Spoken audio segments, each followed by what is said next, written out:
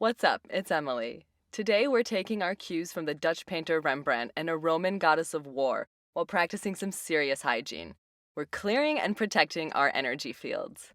Yep, energy fields. Like everything out there, we are energy, vibrating at a particular frequency. You'll hear the energy field called other things too, like the aura, the auric field, your holographic matrix, or even just your own individual matrix. It's all the same thing. Why do we want to clear and protect our energy fields? Well, this is where Bellona starts to figure in. Bellona was an ancient Roman goddess of war, the daughter of Jupiter and Juno. She was believed to go positively berserk in battle, and it's said priests in her temples would let their own blood from their veins to appease her. This depiction of her is attributed to the Dutch master Rembrandt, painted around 1633 in oil on canvas. More on her in a sec. War seems a pretty good way to launch into this, because war pretty much is duality, a situation of us versus them, right versus wrong, good versus evil, light versus dark. And like I said, we're all energy, all the same source energy. There are in fact no sides to take. Oneness and non-duality are the essential essence of existence. However, that's not to say all expressions of source energy experience themselves in harmony with all the rest of source energy, or that all planes of existence vibrate at the same frequency. Lower vibrational energies do exist, and they can affect us. It's just that they're source energy too, because source really is big enough to encompass everything. I believe there are many planes of existence, some that vibrate higher and in a more heavenly way than we could possibly imagine, and others that we would find truly hellish. Earth is so special because here we get to experience some of both, and so much more. It's a planet that offers huge contrasts. Here on Earth, we also have the opportunity to consciously perceive that Source is behind everything. We get to pierce those illusions of separation and break down those warlike ideas of us versus them and right versus wrong. When you perceive that oneness, you start to realize that things aren't good or evil, they just are. And they're just trying to perpetuate the frequency that they are. It's kind of like a survival of the fittest type thing. So you can encounter lower vibratory energies and agendas and not think of them as bad. You can actually send love to them and healing to them. Aware that you're at one, even if they choose not to live in that same awareness of oneness. Or if they're not able to live in that same awareness of oneness. And from those energies that may not send love back to us, from those agendas that may operate more on fear and chaos and control, we can absolutely cleanse and protect ourselves. We are sovereign souls who get total say over what affects us. I can say from personal experience what a massive difference incorporating this practice into my daily routine has made. It's a way of feeling lighter, freer, and more energetically refined every single day. Because it's not just about dodging the sketchy energies that others project at us. It's also about taking responsibility for and transmuting the negativity that we're liable to spew out there as well, with our ego-based complaints and judgments. So I am really excited to show you how to wipe the sludge off, so to speak. But back to Bellona for a moment. Besides her association with war, which helped me explain a bunch there's several reasons I picked Rembrandt's vision of her to be the poster girl for this exercise. For starters, look at her face. For a goddess, she's not an overly idealized classical beauty. Instead, Rembrandt chose an average contemporary woman for his model. What a super reminder that you do not have to be a certified energy worker to look after your own energetic health. The practices I like to share are meant to be accessible to absolutely anyone and everyone. And check out her hair. It's rather lush and flowing for a bloodthirsty deity, quite an embodiment of feminine energy. You'll see that this exercise will do, even though it's meant to combat negativity, really is a soft and loving practice. Then there's Bellona's armor. Obviously, because this is totally a practice of armoring up. She's all decked out in shining steel plate armor fit for a goddess, which is most decadently ornamented with glittering jewels. We're actually going to use the energetic frequencies of certain metals and gemstones akin to her costume to really flush out and defend our auras. I'm talking the frequencies of gold, steel, platinum, aquamarine, blue topaz, ruby, which sound fancy but are mighty effective. Like the sword that hangs from Bellona's hip, we'll use our consciousness like a blade to cut away hooks and cords of low vibratory energies that have gotten stuck into us. And like her gleaming shield decorated with its twisting Medusa head, we'll reflect out our own dazzling frequencies. Frequencies of love and light. We're not looking to turn anyone to stone here. but to shine brightly enough to stop any ill will projected towards us in its tracks. Medusa's own story of being transformed from a beauty into a gorgon is a good reminder, too, that those we consider the most evil are carrying around some of the deepest trauma, which only loving acceptance can heal. Even the background of this painting is fitting. It's rather plain, a nondescript stone wall with a simple arched doorway leading outside to a gauzy evening sky. Though we also see just a peak, just a sliver of light on the horizon. The sun rising with the promise of a victorious new day. This exercise we're about to do also acts like a blank slate for the spirit and energy system every day. And all we need to utilize is the light of our own consciousness. So now, without further ado, let's do this thing. So when we're ready, we're just going to close our eyes, allowing our inner eye to see more clearly. We're just going to take a few moments to de-stress ourselves and to center ourselves, becoming aware of our aura, of our energy field itself. We can take a few nice deep breaths here to start.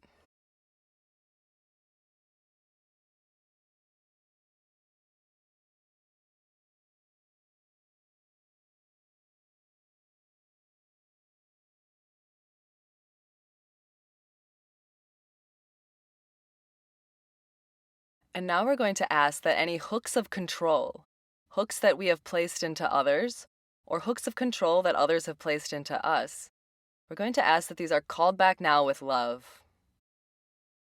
And we're going to dissolve these with love now.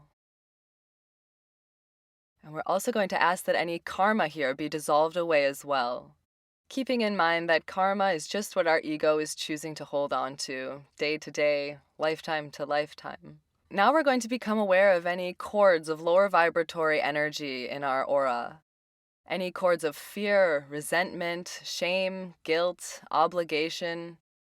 Any cords connecting us to another soul, to an event, to another timeline, even to an idea held in the collective consciousness. Any cords that are not of the purest divine love. We ask these to be cut now with love, and to be dissolved away with love to the very roots on both ends. And we're also going to ask any karma here to be dissolved away as well. And now we're going to ask that any anger spears, these might look like little javelins to some of you, any anger spears that we have thrown at others, that others have thrown at us, or that we've thrown at ourselves, we're going to ask that these be called back now with love, dissolved with love, and that any karma incurred by these anger spears be dissolved away now as well. Now, to fill up any holes made in our energy field by the exit of those hooks and cords and spears, we're going to pull in pink loving and green healing light into our entire energy field, into our entire physical body, our emotional body and mental body, our spiritual body, through all the layers of our aura. And we're going to remember that we are love, and we are healing, and we are now completely whole. Now all filled up with that loving, healing frequency. We're going to ask the aquamarine ray to come down over our entire energy field. The aquamarine ray is the energetic equivalent of the gemstone aquamarine. It's clarifying and dazzlingly bright, truly the color of tropical waters. And we can just feel it searing down through our energy fields, clearing away any negativity, any doubt, and any limitations that we've projected out there into the world that others have put upon us, or that we've placed upon ourselves as well. Just allowing this aquamarine ray to soothe it gently all away in a very light, tingling way. Next, we're going to bring down the blue topaz ray. You'll notice this blue is a bit duskier than the aquamarine ray. It feels a bit more somber and weightier.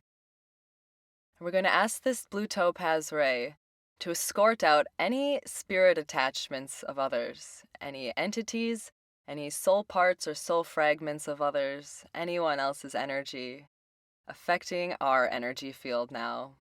along with any malicious intent that we've projected at others or others have projected at us, even unconsciously. Next, we're going to bring down the ruby ray, a brilliant red ray of light, the equivalent of the ruby gemstone. This red ray grounds us in the knowledge of love as the force that creates and animates and sustains the entire multiverse. Not as love just as a feeling, but truly as a dynamic force, holding everything together. We're being grounded into the divine love of Source and our own will as divine Source. This ruby ray should help us feel soft and supple, but very strong. Next, we're going to imagine a platinum net of light at our feet. A very fine, thin net that's capable of dredging up just the most infinitesimal, lower vibratory energies.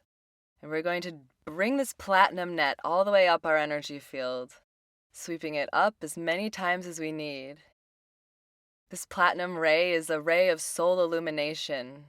It brings us the knowledge that we truly are part of the whole and the one heart of all existence.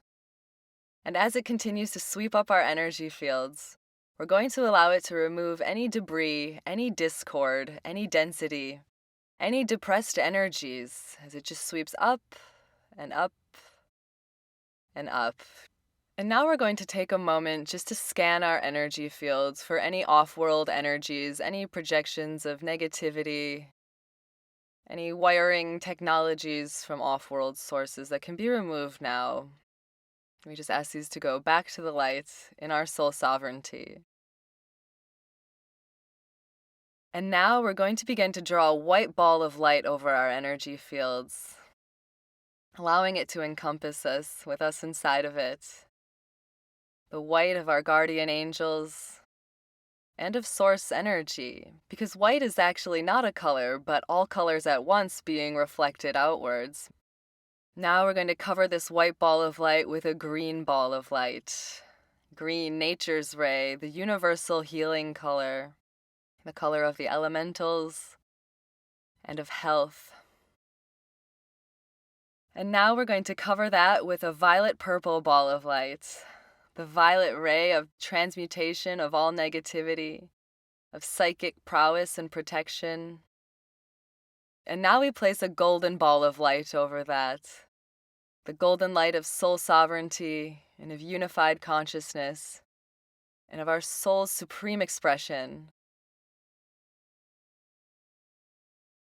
We're going to cover the golden ball now with a ball of shungite, the shungite crystal, which is so protective and helps block out so many EMFs and other negative frequencies, allowing this to cover our entire energy fields now, safe in the center of this shungite sphere.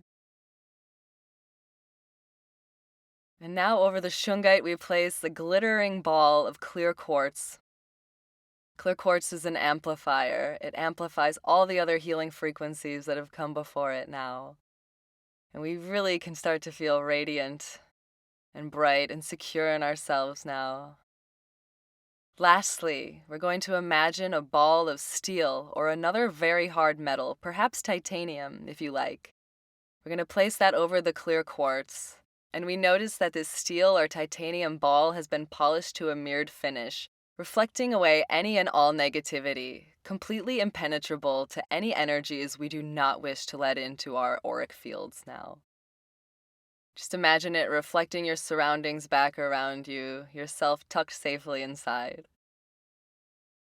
And now, having completely cleared out and protected our own energy fields, we can take a moment to really drop back into our hearts and send love out to all realms and dimensions, to all time and space, to all forms, all realities, and to all consciousness and creation therein. Knowing that we are at one with everything, that we are this love, and knowing that we are held completely safe in the universal energies. When it feels right, you can open your eyes again and see how you feel.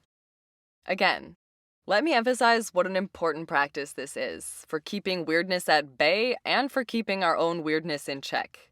I tend to do this every morning after grounding myself. Well, I try to really focus and ground myself first, and then I'll kind of do this exercise as an active meditation during my morning routine. But this can really be done any time of day. Even just squeezing in bits and pieces of this here and there when you need it can be really effective. I often call back and dissolve any negativity I find myself dishing out, or bring down the gemstone rays to really clear things out when I need, or sweep that platinum ray right up my aura when I need, wherever, whenever, just to get back into that high vibe heart space when I slip out of it. And doing some protective clearing visualizations before you go to bed or after you've been out all day never hurts either. And I really encourage you to tailor this to yourself. Take what works for you, leave what doesn't, and enjoy making your own tweaks and changes as you get the hang of it. Because there's zero need to be rigid about this or any energy work. We actually want to look forward to doing these restorative practices, so it should be kind of fun and uplifting. Awesome. Thanks a ton for being here.